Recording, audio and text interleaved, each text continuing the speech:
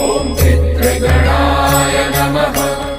ॐ वसुन्धराय नमः। ॐ पितृभ्यो नमः। ॐ पितृवंशाय नमः। ॐ पितृदेवाय नमः। ॐ ब्रह्माय नमः।